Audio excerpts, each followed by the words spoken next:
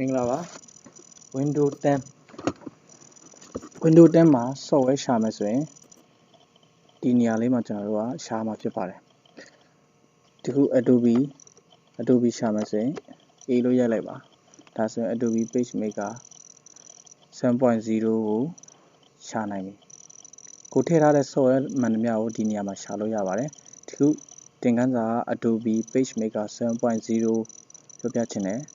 ဖွင့်မယ်ဆိုရင် left click နှိပ်လိုက်ပါ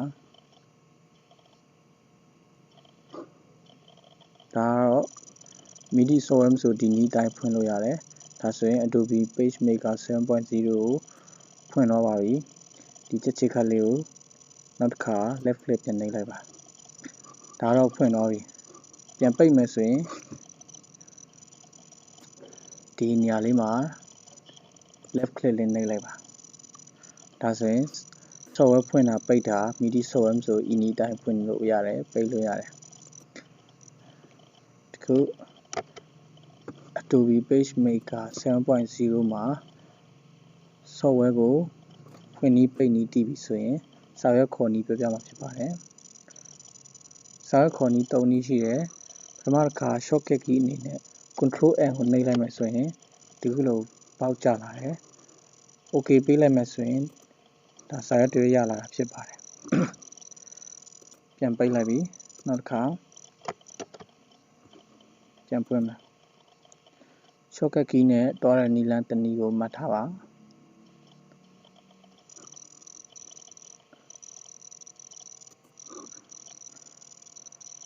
ဒီနေရာလေးမှာ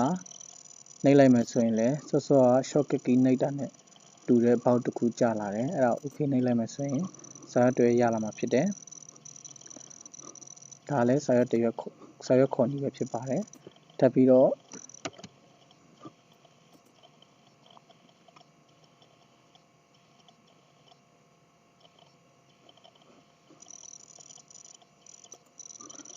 ဒီ file ဆိုတဲ့နေရာလေးမှာ left click လေးကိုနှိပ်လိုက်ပါနှိပ်ပြီး new ဆိုတာလေးကိုနှိပ်လိုက်ပါ left click နှိပ်လိုက်ပါဒါဆိုရင်စောစောက control N နဲ့နှိပ်တယ်လို့ဒီနေရာမှာနှိပ်တယ်လို့ box တစ်ခုကြာတူလာပါတယ်အဲ့တော့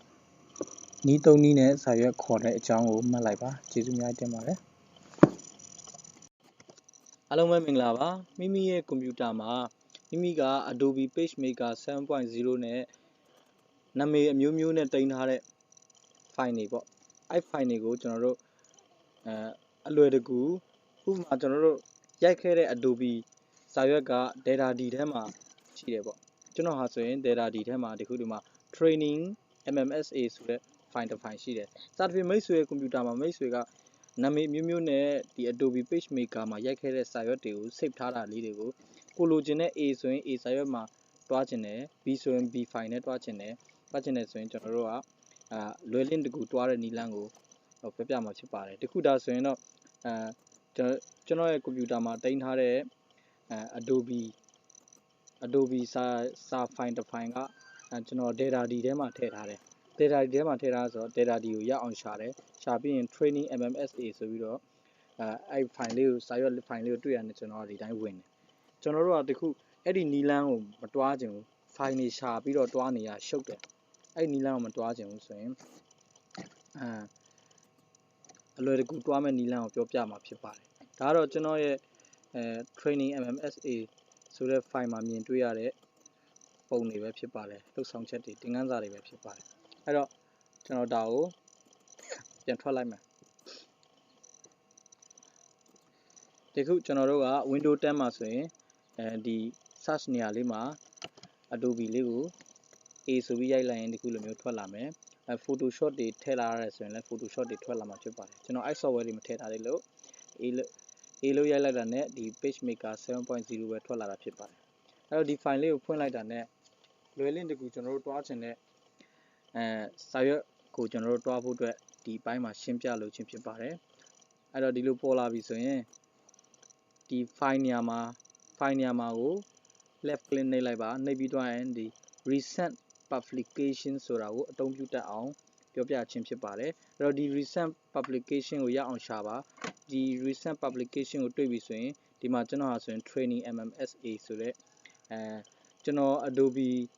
ရိုက်ထားတဲ့စာ file က save ထားတဲ့ file တစ် file က training MMSA ဆိုတဲ့ file တစ် file ပဲရှိနေပါတယ်တကယ်လို့မိတ်ဆွေရဲ့စာရွက်မှာမိတ်ဆွေကတင်ထားတဲ့စာရွက်တွေအများကြီးဆိုရင်ဒီပုံမှာတန်းစီနေမှာဖြစ်ပါတယ်ဒီခုကျွန်တော်စာရွက်တစ်ရွက်ပဲရှိလို့ဒီညမှာ training MMSA ဆိုပြီးစာရွက်တစ်ရွက်အတွက် file တစ် file ပဲသူကပြနေတာဖြစ်ပါတယ်အဲ့ဒါလေးကိုကျွန်တော်တို့ကဖွင့်လိုက်မယ်ဆိုရင်ဒါကျွန်တော်တို့တင်ထားခဲ့တဲ့စာမျက်နှာကိုကျွန်တော်တို့ဒီခုလိုမြင်တွေ့ရခြင်းဖြစ်ပါတယ်အဲ့တော့မိတ်ဆွေကC မှာတင်ထားတာတွေ D မှာတင်ထားတာတွေကိုအဲ့ဒီထဲမှာလိုက်မဝင်တော့ဘဲနဲ့ဒီ Adobe Recent Publication ဆိုတဲ့နေရာကနေဝင်တဲ့နည်းလမ်းကိုပြောပြခြင်းဖြစ်ပါတယ်ဒါလေးကိုမှတ်လိုက်ပါကျေးဇူးပဲပါဆိုင်အားလုံးပဲမင်္ဂလာပါဒီခုအပိုင်းတုံးကိုဆက်ရအောင်ဒီပိုင်းတုံးမှာဘာပြောချင်လဲဆိုရင် Adobe စာရွက်ခေါ်ထားတဲ့ဟာကို save နည်းပြောပြမှာဖြစ်ပါတယ်အဲ့တော့ပထမအဦးဆုံးမိမိကစာရွက်ခေါ်နည်း၃နည်းတဲ့ဟာကြိုက်တဲ့နည်းလမ်းနဲ့ခေါ်လိုက်ပါကြိုက်တဲ့နည်းလမ်းနဲ့ခေါ်လိုက်ပါဟုတ်ပြီခေါ်ထားလိုက်ပြီဒီခေါ်ထားလိုက်တဲ့စာရွက်ကိုကျွန်တော်တို့ကsave မယ်ဆိုရင်ဒီနေရာလေးမှာ save ဆိုတာရှိပါတယ်ဒါမှမဟုတ်ရင်ဒီ file ထဲကသွားလိုက်မယ်ဆိုရင်ဒီမှာ save ဆိုတာရှိပါတယ်ဒီ save ကိုသွားမယ်ဆိုရင်ကျွန်တော်တို့ကဒီနေရာမှာနာမည်ပေးပါနာမည်ပေးမယ်ပေါ့ဒီခုဆိုရင်book ပေါ့ BOOK book စာအုပ်1ထားလိုက်မယ်ဒီနေရာလေးမှာကျွန်တော်တို့ကဘယ်နေရာမှာတိတ်မလဲဆိုတာအရေးကြီးပါတယ်ကျွန်တော်တို့က desktop ဆိုတာတွားရအောင်ဒီ desktop ကျတော့ဒီဖန်သားပြင်ပေါ်တိတ်တာဖြစ်ပါတယ်ကျွန်တော်တို့ဒီဖန်သားပြင်ကိုရွေးလိုက်မယ်ရွေးပြီးတွားရင် save ဆိုတာကိုနှိပ်မယ်နှိပ်လိုက်ပြီပြီးရင်ဒီ Adobe လေးကိုပိတ်လိုက်ပါကျွန်တော်ဖွင့်ထားတဲ့ဟာပိတ်လိုက်တဲ့အချိန်မှာဒီဖန်သားပြင်ပေါ်မှာဒီ book ဆိုတဲ့file တစ် file ရလာတယ်အဲ့တော့ဒီ book 1လေးကိုကျွန်တော်တို့ကမိမိအသုံးပြုမဲ့စာရိုက်မလားမင်္ဂလာဆောင်ဖိတ်စာရိုက်မလားလိပ်စာကိုက်ရိုက်မလားမိမိကဆက်ပြီးအသုံးပြုသွားဖို့ဖြစ်ပါတယ်အဲ့တော့ဒီအကြောင်းမှာမိတ်ဆွေက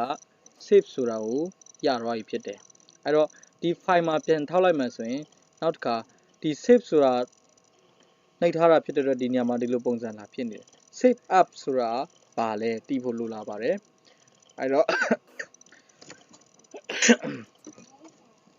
ဒီခုဒါကကျွန်တော်တို့ book 1ဖြစ်ပါတယ်ကျွန်တော်တို့နောက်ထပ် Adobe file တစ် file ရချင်တယ်ဆိုရင်ပြန်ဖွင့်မယ်ပြန်ဖွင့်ပြီးတော့ရင်ဒီတစ်ခါ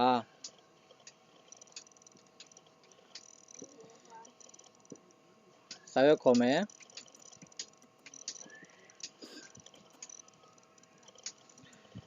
စာရွက်ခေါ်ထားတယ်ပေါ့နော်စာရွက်ခေါ်တဲ့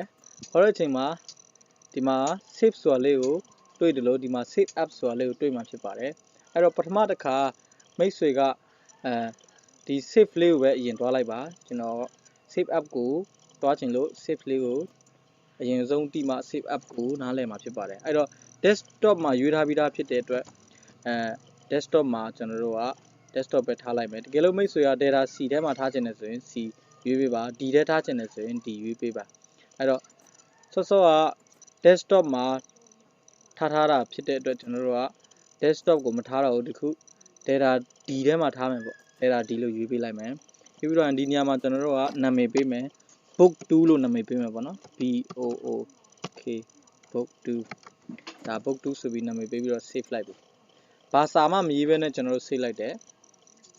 အဲ့ဒါကိုကျွန်တော်တို့ဒီမှန်ပေါ်မှာလာရှာလို့လုံးဝတွေ့မှာမဟုတ်ပါဘူးဘာဖြစ်လို့လဲဆိုတော့ file save တဲ့အချိန်မှာ desktop လို့မရွေးခဲ့တဲ့အတွက်ဒီခုလိုလာတွေ့မှာမဟုတ်ပါဘူးအဲ့တော့ကျွန်တော်တို့ဘယ်နေရာရှာမလဲဆိုရင်ကျွန်တော်တို့ရဲ့ကွန်ပျူတာ file ရှိတဲ့ data D ကိုတွားပေးရမှာဖြစ်ပါတယ် data D ကိုတွားပြီးတော့ရင်ကျွန်တော်တို့ကဒီညမှာဆိုရင် book 2ဆိုတာလေးကိုလာတွေ့မှာဖြစ်ပါတယ်အဲ့တော့ဒီ book 2မှာကျွန်တော်တို့စာဘာမှမရေးထားဘဲနဲ့ကျွန်တော်တို့ကလာပြီးတော့ save ထားတာဖြစ်ပါတယ်အဲ့တော့ဒီတစ်ခါ save up ဆိုတာကိုပြောပြချင်ပါတယ်အဲ့တော့ဥပမာကျွန်တော်တို့ကဒီနေရာလေးမှာဒီခုဒါ book 2ဆိုတဲ့စာအုပ်လေးပေါ့ book 2ဆိုတဲ့စာအုပ်လေးမှာကျွန်တော်က တခုလောလောဆယ်ကတော့မိတ်ဆွေကိုအကြမ်းပြတာဖြစ်တယ်ဒီ save ကိုနားလည်စေချင်လို့ပြနေတာဖြစ်တယ်ပြီးရင် save up ကိုလည်းနားလည်စေချင်လို့ဆက်သွားနေတာဖြစ်တယ်ဆိုပါစို့